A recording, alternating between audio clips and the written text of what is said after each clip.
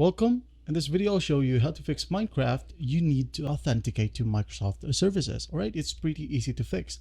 The first fix here is just by going to your time right here at the bottom right click on it. All right, then go ahead and go to adjust date and time.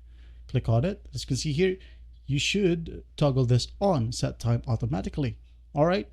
Also, you would want to sync now, which will synchronize your clock.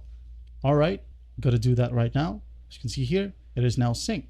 After that, you can go ahead and select the correct time zone. All right, once done, close this one and relaunch Minecraft again and check if it helps. Now, if that won't work, go ahead and open up your Microsoft Store. All right, click on it. Wait for it to load. All right, now once it loads, you're going to want to click on your profile right here at the top right. Click on it, then hit on sign out. Now, once you're signed out, go ahead and click on this one right here and sign in again. Once done, go ahead and launch Minecraft and check if it helps. All right.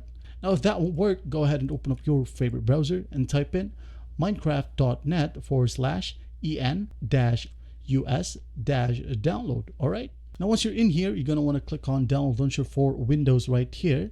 All right. And it will start a download process. As you can see here, it is now downloading. All right. Instead of playing from the updated version of your current Minecraft from Windows, all right, you might want to try this one right here. I'm going to hit on open to open up the installer. All right, accept, install. As you can see here, it is now installing and updating.